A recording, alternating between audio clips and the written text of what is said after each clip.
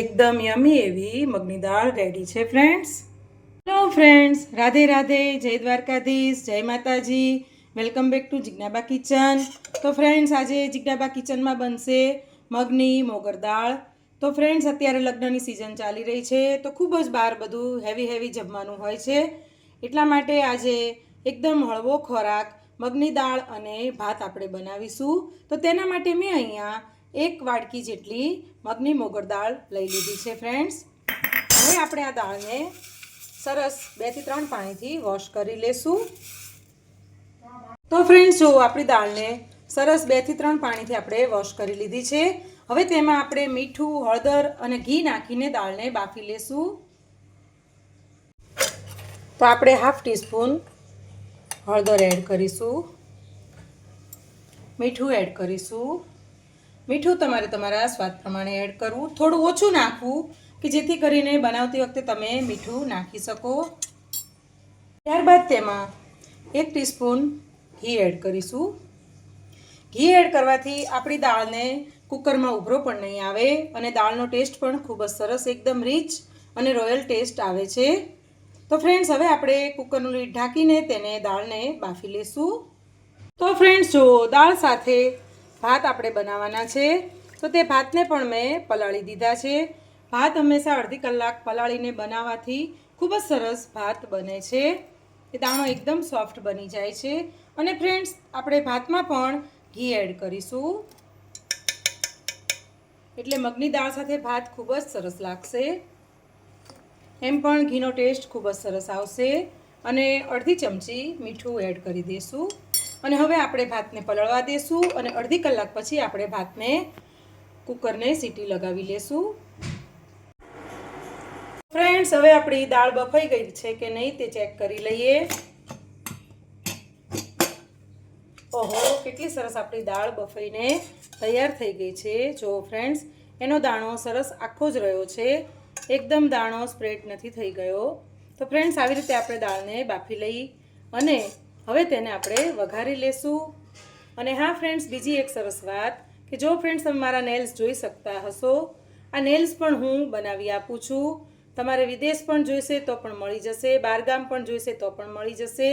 આ nails reusable છે, જે તમે એક વખત યુઝ કર્યા પછી, પ્રસંગ પતી જાય પછી તમે ફરીથી પણ તેને રીયુઝ કરી શકો છો. તો ફ્રેન્ડ્સ, તમારે કોઈને આ નેલ્સ કરાવવા હોય તો હું તમને મારો નંબર આપીશ, એમાં મને તમે ઓર્ડર બુક કરાવી શકો છો. અને એકદમ વ્યાજબી ભાવથી હું આ નેલ્સ કરી આપું છું. તો ચાલો ફ્રેન્ડ્સ, હવે આપણે દાળને વઘારી લેશું. ફ્રેન્ડ્સ, હવે આપણે આપણી મગની દાળને વઘારી લેશું. તેના માટે આપણે અહીંયા તેલ લઈ લેશું. તો 2 ટેબલસ્પૂન આપણે તેલ લેશું. તેલને હવે આપણે આવવા દઈશું. ફ્રેન્ડ્સ, આપણું તેલ આવી ગયું છે. તેમાં આપણે જીરું નાખીશું. જીરું ચટકી જાય એટલે તેમાં આપણે હિંગ એડ કરીશું. હળદર તો આપણે દાળમાં નાખી દીધી છે.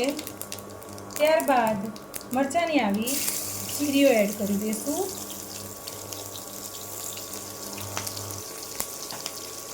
ત્યારબાદ આપણે ગ્રીન મરચાંની પેસ્ટ એડ કરી દઈશું. ત્યારબાદ જે આપણી દાળ છે તે આમાં એડ કરી દઈશું. ફ્રેન્ડ્સ, આપણે આમાં લાલ મરચાંનો ઉપયોગ નથી કરવાનો.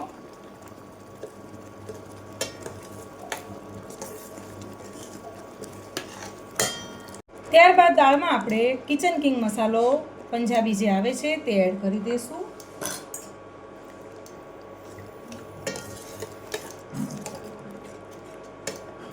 ત્યારબાદ દાળમાં આપણે લીંબુ એડ કરીશું.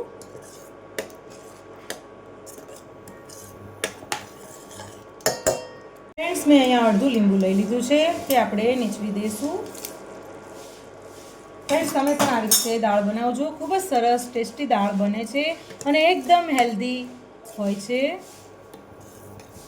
તો ફ્રેન્ડ્સ, દાળ થોડી થીક લાગે છે તો આપણે તેમાં થોડું પાણી પણ એડ કરીશું. અહીંયા મેં ગરમ પાણી લઈ લીધું છે. હવે દાળને થોડી વાર માટે આપણે ઉકળવા દઈશું.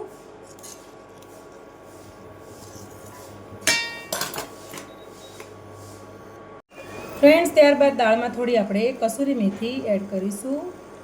ત્યારબાદ ફ્રેન્ડ, આપણે થોડું આદું ગ્રેટ કરી લેશું. 1 ઇંચ આદુનો ટુકડો મેં ગ્રેટ કરી લીધો છે. આદુથી દાળનો ટેસ્ટ ખૂબ જ સરસ આવશે. આમાં બિલકુલ લસણ ડુંગળી કાંઈ જ નથી તો પણ દાળ એવી સરસ બનીને તૈયાર થાય છે. જૈન લોકો પણ આ દાળને બનાવી શકે છે. ફ્રેન્ડ્સ, હવે આપણી દાળ બનીને તૈયાર થઈ ગઈ છે. હવે આપણે ગેસની ફ્લેમને બંધ કરી દઈશું અને હવે ઉપર આપણે ગાર્નિશિંગ માટે ધાણા કટ કરીને તેમાં એડ કરી દઈશું. અને હા ફ્રેન્ડ્સ, જો તમારે કોઈને નેલ્સ કરાવવા હોય તો મારો નંબર હું તમને આપી દઉં છું 8200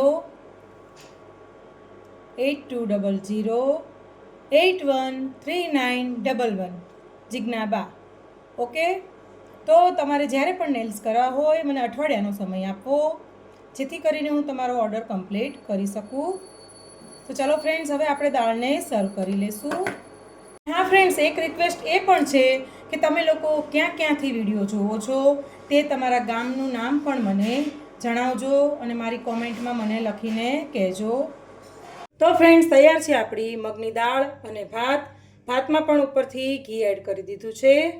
તો ફ્રેન્ડ્સ, તમે પણ આવી રીતે મગની દાળને ટ્રાય કરજો. ખૂબ જ સરસ બને છે. એકદમ ઇઝી રેસીપી છે અને ખૂબ જ મસ્ત એવી ટેસ્ટમાં બનીને તૈયાર થાય છે. તો તમે ચોક્કસ બનાવજો. અને હા ફ્રેન્ડ્સ, મારી ચેનલને લાઇક, શેર અને સબસ્ક્રાઈબ કરવાનું ભૂલતા નહીં. અને ફરીથી નવો વિડીયો જોવા માટે કોમેન્ટ કરજો અને સબસ્ક્રાઈબ તો ખાસ કરજો ફ્રેન્ડ્સ. મારે તમારા સબસ્ક્રાઈબરની ખૂબ જ જરૂર છે ફ્રેન્ડ્સ. તો ચલો ફ્રેન્ડ્સ, ફરીથી મળીશું નવી એક વાનગી સાથે જિજ્ઞાબા કિચનમાં. તો ચલો ફ્રેન્ડ્સ, જય માતાજી, રાધે રાધે, જય દ્વારકાધીશ.